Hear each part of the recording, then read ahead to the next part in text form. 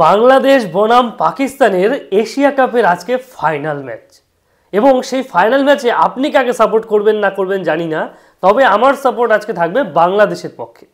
যাই হোক, একটি কথা বলতে চাই, সেটি হচ্ছে এই যে আকবর আলী বাংলাদেশের ক্যাপ্টেন আছে, সে হয়তো ভারতের বিপক্ষে একটি ভুল থ্রোর কারণে সুপার ওভারে ম্যাচ নিয়ে যায়, তবুও কিন্তু এই আকবর আলী বাংলাদেশকে কিন্তু একটি ওয়ার্ল্ড কাপ উপহার দিয়েছিল।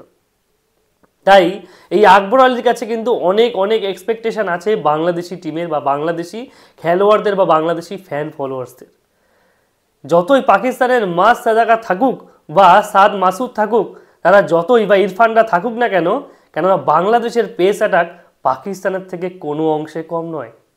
বাংলাদেশের এস.এম. মেহরব থেকে শুরু করে কি বলবো, ইয়াসির আলী রাব্বি এবং নুরুল হাসান সোহান নেই, মানে ওই সোহান, হাবিবুর রহমান সোহান এবং রিপন মণ্ডল, যার কথা না বললে নয়।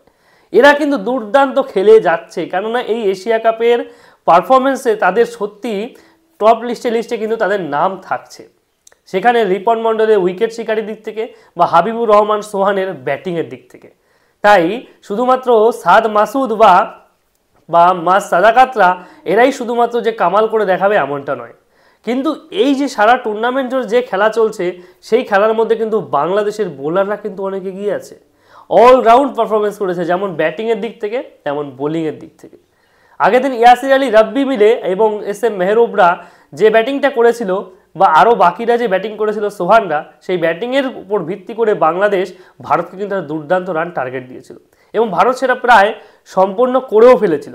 তারপরের মুহূর্তেই সেই ভুল এবং তারপর সুপার ওভার এবং তারপর আবার ভুল, তারপরে আবার সেই বাংলাদেশের জয়। কিন্তু যাই হোক, আজকে কি রিপন মণ্ডল তার খেল দেখাতে পারবে? আগের দিন যেমন সুপার ওভারে দেখিয়েছিল, আগের দিন যেমন 19তম ওভারে দেখিয়েছিল, আগের দিন যেমন 17তম ওভারে দেখিয়েছিল, সেই খেলাটা কি দেখাতে পারবে? আরও তো বাংলাদেশে ভালো ভালো বোলার আছে, তারপর জিশান আলম, যারা ভালো, রাকিবুল হাসান, আর কতজনের কথা বলবো, আরও বাকিরা তো বোলিং করেছেই, তাদের কথা নাই বা বললাম।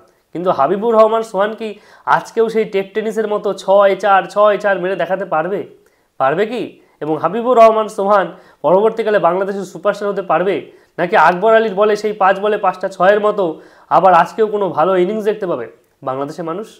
তবে আজকে অনেকেই বাংলাদেশের মানুষরা মন থেকে চাইবে পাকিস্তানকে হারিয়ে তারা যেন নিজের দেশে এই কাপটিকে আনতে পারে, অন্তত এমার্জিং এশিয়া কাপটা, অন্তত এই এশিয়া কাপটা তাদের ঘরে নিতে পারে। কেননা এই আকবর আলীর হাত ধরেই কিন্তু বিশ্বকাপ তাদের ঘরে এসেছিল, বিশ্বকাপের স্বাদ তারা দেখেছিল, কিন্তু এই স্বাদটা আবার তারা পূর্ণ করতে চায়। আপনাদের কি মনে হয়, হাবিবুর রহমান সোহান বা জিশান আলমরা বা আকবর আলীরা কি ভালো দুর্দান্ত ব্যাটিং করে পাকিস্তানকে দুর্দান্ত টার্গেট দিতে পারবে, নাকি পাকিস্তানের টার্গেটকে চেস করে দুর্দান্ত কোনো পারফরমেন্স দিয়ে বাংলাদেশকে জেতাতে পারবে এবং বাংলাদেশের মানুষকে একটা তৃপ্ত হাসি উপহার দিতে পারবে? কি মনে হয় আপনাদের?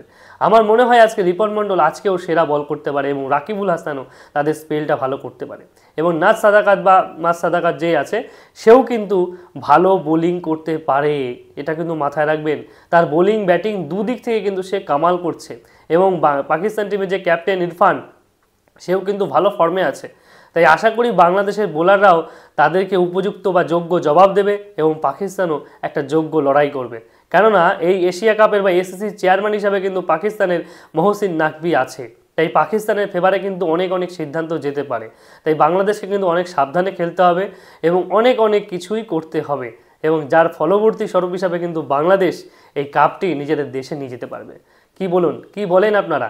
আকবর আলী বা সোহানরা, নুরুল হাসান সোহান চলে আসে, কিছু মনে করবেন না, হাবিবুর রহমান সোহানরা কি তাদের নিজেদের দেশে এই কাপটিকে নিয়ে যেতে পারবে, নাকি আজকে মৃত্যুঞ্জয় চৌধুরীরা সুযোগ পাবে?